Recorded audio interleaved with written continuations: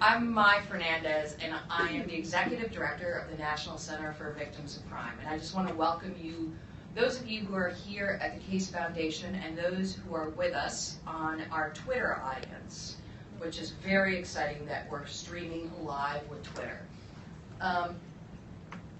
We're here today, first of all, because one of our founders, Ala Isham, is very interested in having the victims' agenda pushed forward around the country. And also because of the graces of the Case Foundation who gave us this lovely room. My staff has informed me that they want to move in here, and I'm sure the Case Foundation won't mind at all. Last November, we had a roundtable to really kind of look and develop policy priorities for the victim field. How many of you were there in November? Okay.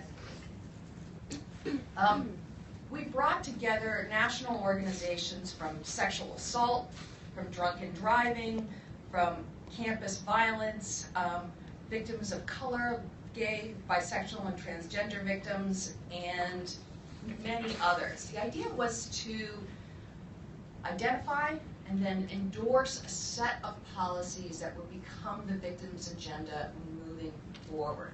We've all heard about Vision 21, and I would say that those things are programmatic, but they're not policy.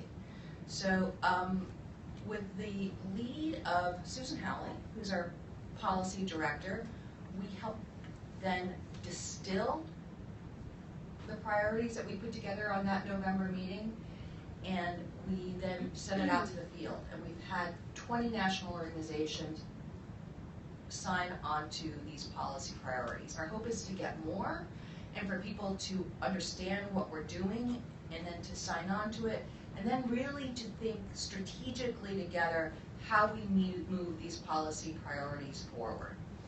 So I'm not going to sit here and talk to you about these policy priorities, but we have this panel of wonderful ladies. We should probably get a man. So let me introduce them, and then one by one they're going to, oh, Daniel is coming, and so he will be our sole man. But he's stuck on the metro somewhere. So Denise Edwards, oh no, it's going to be Rachel. Oh, I'm sorry, Denise, I'm sorry. Denise Edwards from the National Children's Alliance. Yes. Terrific. Rachel, who's with NCADV. Andrea, who's with Casa de Esperanza. Lisa Jacobs from Legal Momentum. Daniel Carter, who's not yet here, and Rebecca O'Connor from RAIN. So it's wonderful that all of you are here to speak during National Crime Victims' Rights Week. And thank you for spending your time and providing your leadership on this really important matter. Thank you all, and I'll be back to answer questions after everybody's done. And Denise, we should probably start with you. Okay. You can stay there. I mean, it's a... Probably the mic. Okay, the mic. Oh, because we've got the Twitter. Okay. I am happy to come up here. So,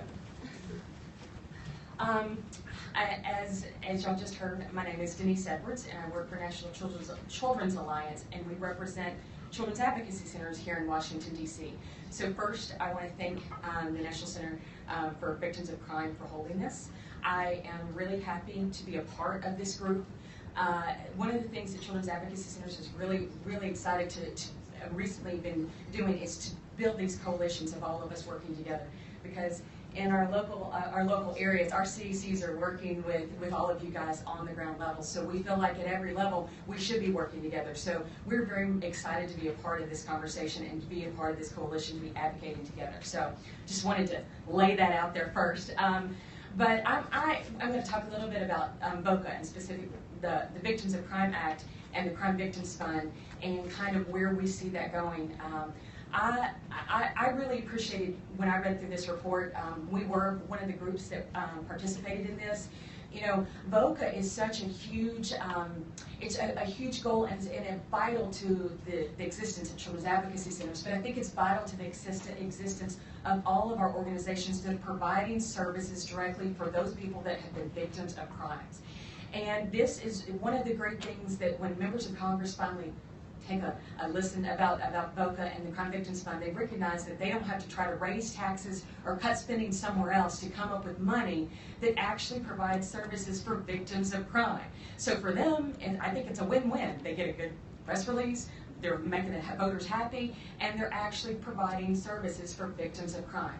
And so I was really happy to join forces on this. But you know, one of the things that I really appreciated in this report is that we do need to keep this increased funding level. I know that Congress and the way they do budgets is always an interesting puzzle piece, and it's never the same puzzle piece from year to year. And so those can always be challenges, but making sure that the funding is you know, at $2 billion or more, and that means that that's real dollars getting out to the field, and real dollars getting out to all of us, to the people that we serve. And I'll just give you an example for children's advocacy centers.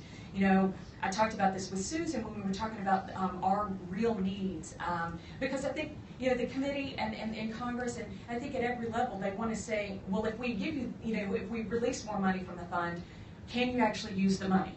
Because they want to make sure that, you know, they'll keep it back and not use it and not release it if we can't really use the money.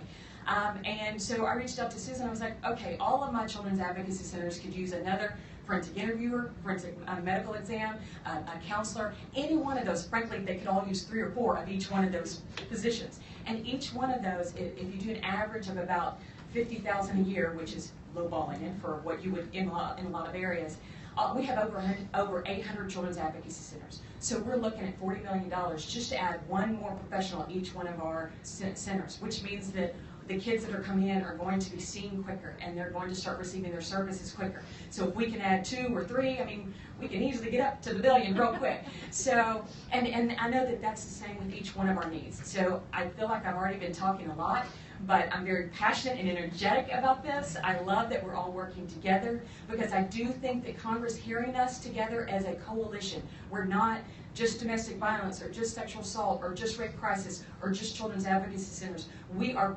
representing victims of crime together, and I think when we go to the Hill as a united voice, that it makes such a powerful message, and Congress really is usually on board with us. So I thank you guys for letting me be a part of this, and I can always talk to you about CECs anytime you want. So.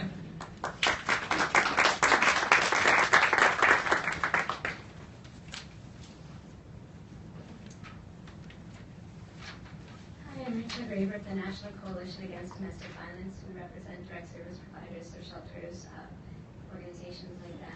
And I just kind of want to echo everything Denise said about collaboration and the importance of having a unified voice. And kind of going off her conversation about VOCA, I'm going to briefly touch on the need to reform crime victim compensation to increase benefits, improve access, reduce barriers, and promote standardization across jurisdictions. So just a very quick overview of victim compensation. Every state has a victim compensation fund, and they set aside a certain amount of money into that fund, and then that money is used to reimburse victims for specific out-of-pocket expenses. Those expenses that are reimbursed differ by state, and also the amount that's reimbursed differs by state. And then from that VOCA fund that she was talking about, the federal government reimburses victim compensation programs 60% of what they spend. It's a great program. It has a lot of good things going for it, but there are also a lot of problems with it. First and foremost, a lot of people who are victims of crime are actually ineligible for the compensation. First of all, victims are required to report the crimes very quickly after they occur. And you have a lot of people who have been severely traumatized by their experience, and they don't always, report right away. They have to deal with it. A lot of people, victims of child sexual abuse, it often takes them years and years and years to actually come forward.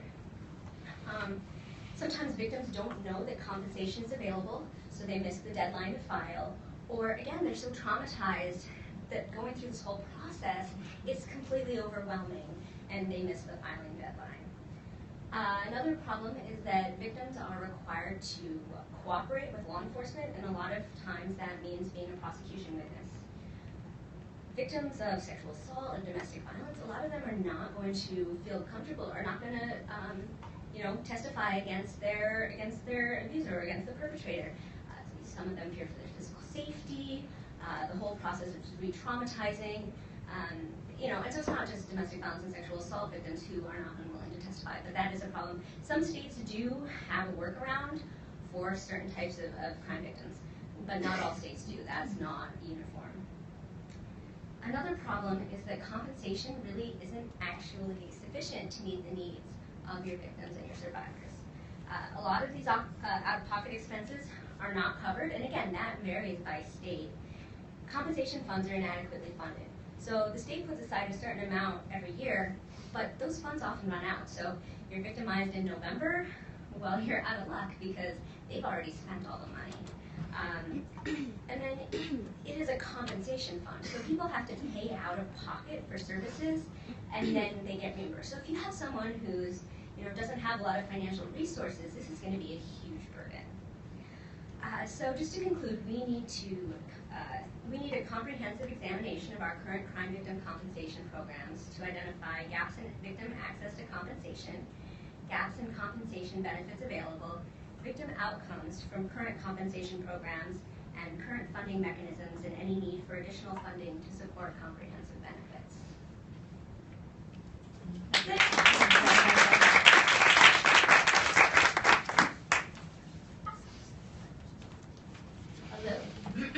Sorry. Hello, my name is Sandra Carcamo, and I'm from the National Tina Network, Casa Esperanza. And I'm here to address the need to fund programs that are culturally specific. And why? Racial bias is everywhere, everywhere. And the justice system is not exempt from it. Now, how do we address this problem? I'm sure if you go to the doctor and you have a problem with your eye, then you are sent to the eye doctor, who is a person better able to deal with that problem, right? Similarly, we do have some programs that address specific problems within the specific communities. And I cannot speak for all. I can tell you about my experience and the experience of Casa Esperanza. We deal with, we address the needs of the Hispanic community. And we've seen, we address certain issues such as victims of domestic violence who have been taken into custody wrongfully due to both culturally and language barriers. And we know that these issues are out there because we have been in the field and we have noticed these patterns. Why? Because we have been specializing in helping the Latino community.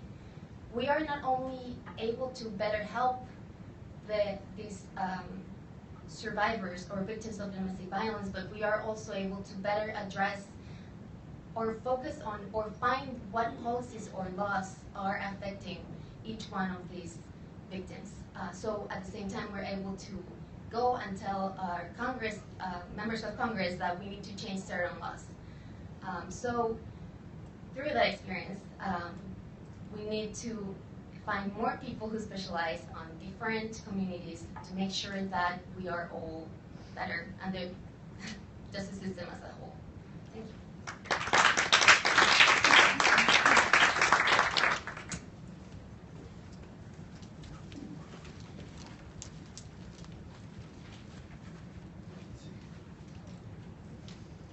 Whenever I come to a podium, I always have to begin with the obligatory. We'll refer to it's the adjustment phase, right?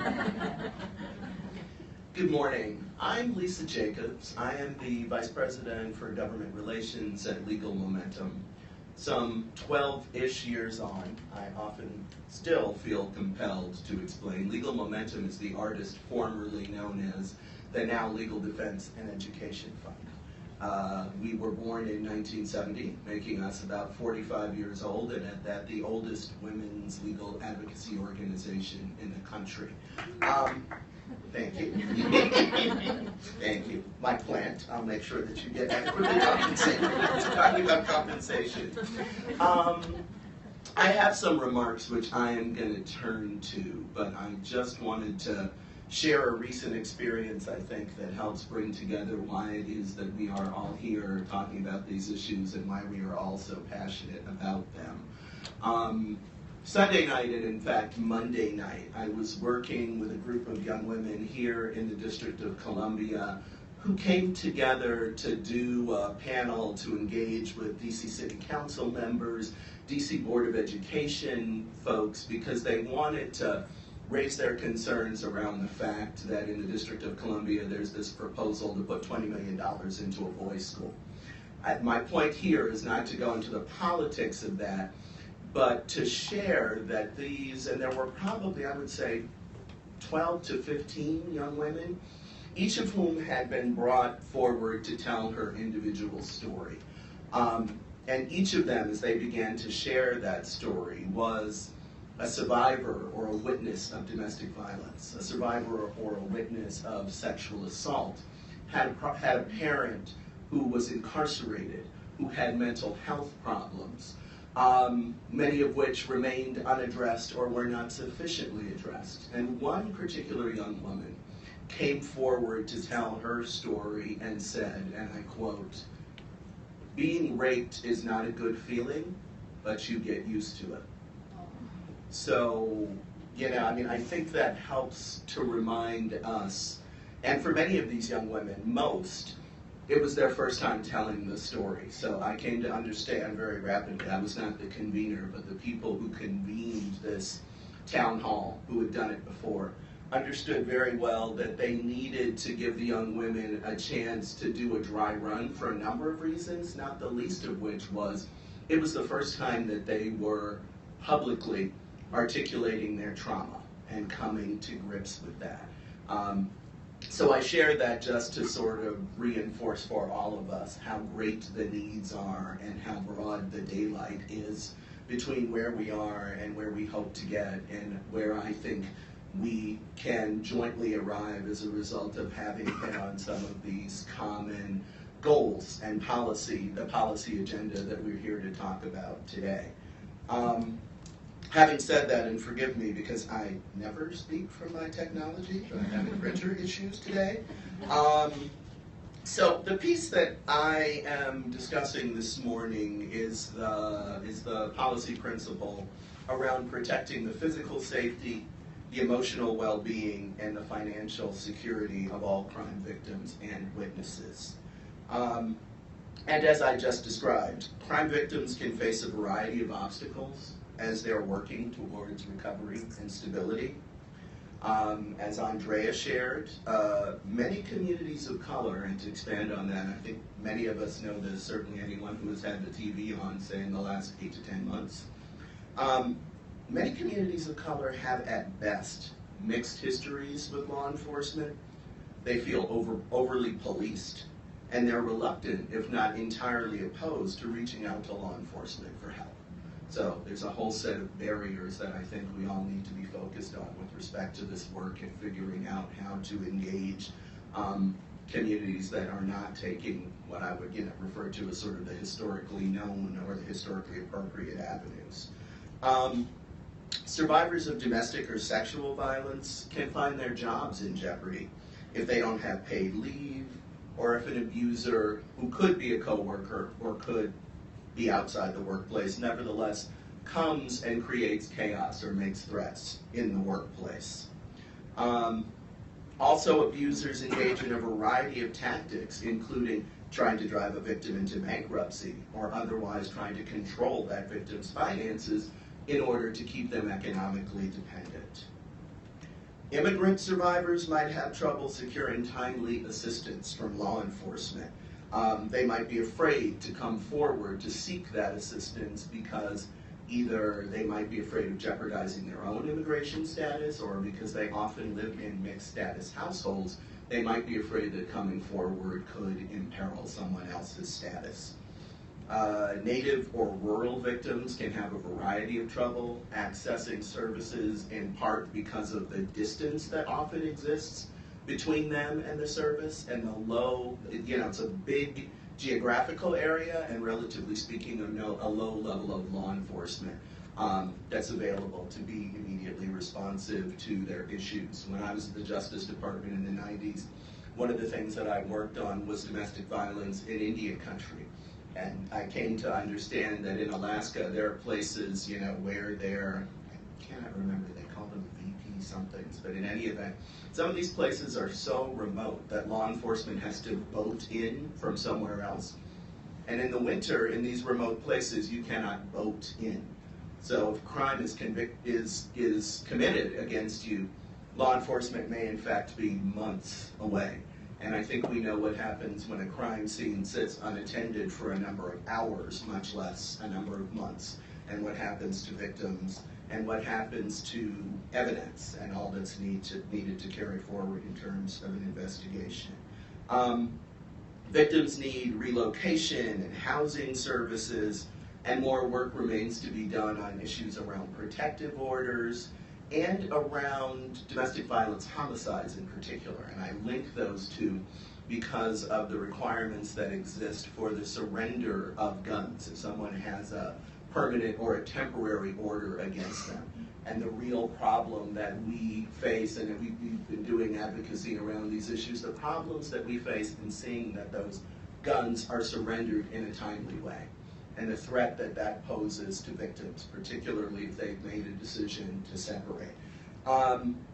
So I look forward very much to continuing to work with this coalition. We heartily embrace these particular policy goals. We know it's going to be a particularly challenging time on Capitol Hill. Not only, and it's very interesting, clearly, as we do this work, and many of us in this room have worked together on a variety of issues, including the Violence Against Women Act and its reauthorization, and now VOCA and FIPSA.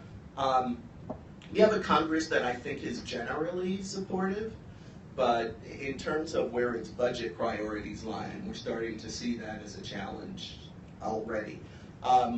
But I can only imagine that our task will be that much easier when we come together as a variety of groups in as large and coherent and cohesive a coalition as we can. And I look forward to doing that. Thank you.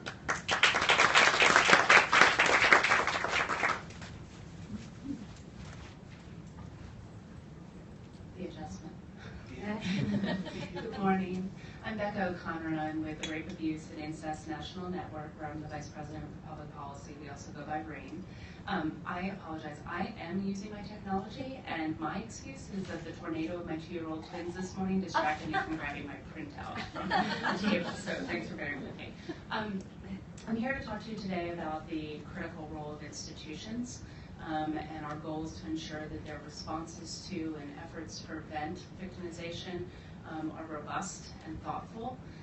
This sort of is a no-brainer of a goal, right? That we understand that because of their particular prominence in our society, institutions, whether it be college campuses, universities, which obviously have been very mainstream media, newsworthy lately, but also healthcare facilities, you name it, have a responsibility to not only do everything that they can to develop thoughtful policies and trainings for their staff, but also to ensure that if and when victimization occurs, and whether it occurs to an individual who is part of their body, a congregant, a student, an employee, or if it occurs on their premises and they have some responsibility, ethical and legal, to respond, that they're doing so in a way that both empowers them to have the tools and resources at hand to support their own members, but also to support the victims that do come forward and report these incidents. And by that we mean things like making sure that they're informed about trauma-informed care, making sure that they understand what resources are available. RAIN runs the National Sexual Assault Hotline. We want them to have that information in their hands. We know the DV hotline is another key piece. It goes across the board that there are just very simple things that institutions can and should be doing. And we are committed as a group to ensuring that they have those resources and are doing it in a way that really sometimes will push them out of their comfort zones, but at the end of the day, it benefits everyone. And I didn't have a story to share on this point until yesterday. So on a personal note, yesterday as I dropped my 2-year-olds at daycare, I was sitting in the car preparing to drive back, and I will share that our daycare center serves many individuals who are low income, many immigrants, and as I was preparing to drive away, I heard a gentleman in the car next to me scream, "Please help, call the police." And 2 men with ski masks had come up, and this is in Tacoma Park, Maryland, had come up and held him at gunpoint, and fortunately our children were already inside, and robbed him, took his vehicle, took his wallet. He's a single dad to 4 small children. He was bereft, and I thought, could have been me, first of all, of course, because anyone is vulnerable, and these things happen at all kinds of institutions. So this happens to be at an apartment building, and there's a daycare center, right? So we talk about institutions broadly. And then I thought, thank goodness I was the one that was there, because I knew how to work with him and inform him about things like victim compensation, and share with him that there are resources available and support services.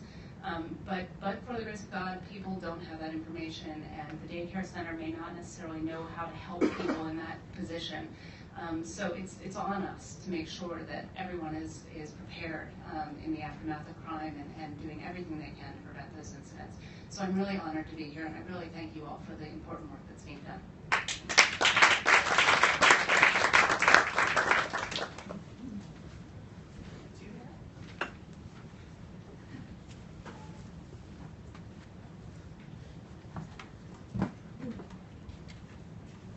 I'm using my technology too.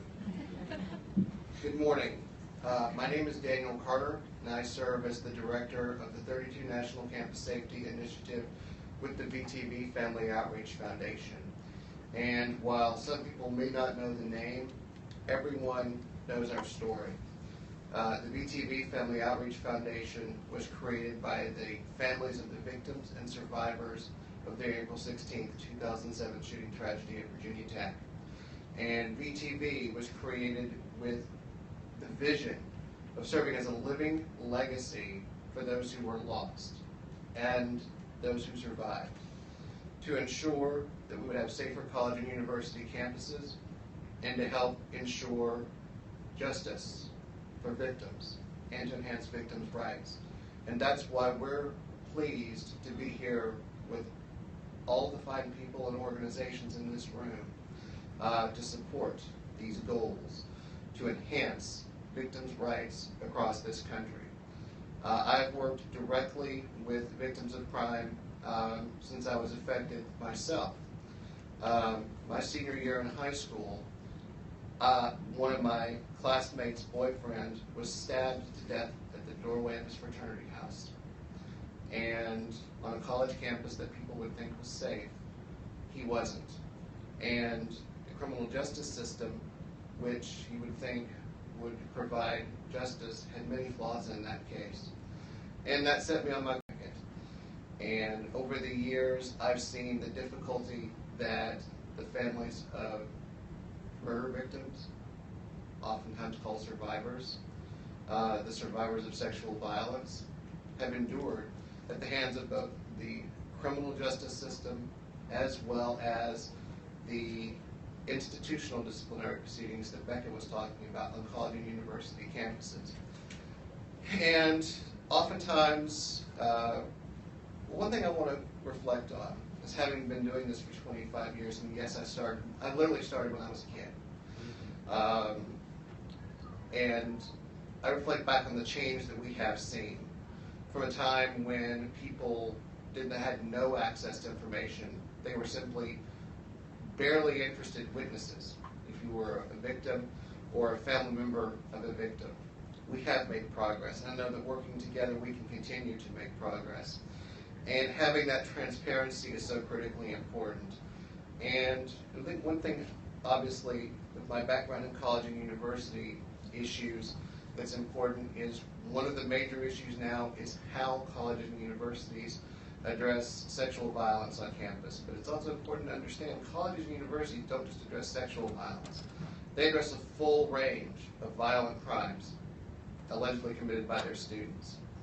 And conduct proceedings, there needs to be more information, and I'm actually pleased to note that the National Institute of Justice has recently put out a solicitation for a survey for the first time to delve into what are effective measures for investigating and adjudicating sexual violence on college and university campuses. This is the type of thing that we need across the board to understand what works, what doesn't, and to be able to justify it. Congress, obviously, we've all known that it's hard to get things done there. Although, like Lisa said, we came together, we were able to help get the Violence Against Women Reauthorization Act of 2013 enacted, and we can work together and move forward, but we need information like this, evidence-based outcomes, to push the points forward. Obviously, people need access to the system, not just directly, but if you have a disability, if you are deaf, blind, or speak a foreign language, do not speak English, you cannot have adequate access to justice if there's not opportunities for you to effectively communicate. One of the most important things that victims need more access to are attorneys, both when they're in the criminal justice system and when they're in the college and university conduct system. And as part of VAWA, the Campus Sexual Violence Elimination Act provides that any survivor of sexual violence, domestic violence, dating violence, or stalking has a right to an advisor of their choice, including an attorney, in a college or university disciplinary proceeding. This is an important step forward. My colleague Laura Dunn, who works at Serve Justice, is one of the first people specializing in this work. And I expect there to be more in the future, and we need that. That is critically important. And there needs to be better enforcement of court orders. And I will tell you, I've actually stood with one of my former clients when I was actually serving directly as a crime victim advocate before a judge one day in rural South Carolina, who was trying to work out a dining hall schedule for a rape survivor at a small college where her assailant was still on campus. And this was one of the most challenging things I'd ever seen. There needs to be more effective use of these types of procedures, and we need to continue to pursue restorative justice. Justice isn't just about someone paying a fine or going to prison. It's about helping to make the survivor, the victim, whole. And that is an obligation that must not be forgotten. And with that, thank you, and I look forward to continuing to work with you on behalf of the VTV Family Outreach Foundation on moving forward. Thank you.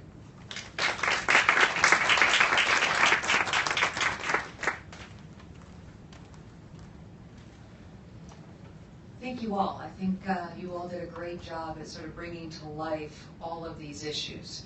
So I guess everybody's going, okay, so what's next? What are you guys going to do? You've got these issues up there. The honest answer is we're not sure. I think the reason why we've divided this into different issue areas is that I think it would be good if we figured out a way that we would get somebody to sort of kind of be the chair, maybe create committees around each of these issues and somebody to chair each one of those committees and try to really sort of figure out what are the steps that we need to take within those issues. Some of these things are for congressional action, a lot of them are not for congressional action. And so we also need to identify, so we've got the broad brush policy issues, but we need to identify the actual steps that will actualize these issues coming true. We have not done that yet, and we're going to need your help in creating that. So I think we're going to think through the actual organizational structure of this, and then kind of, again, put it forward to all of you.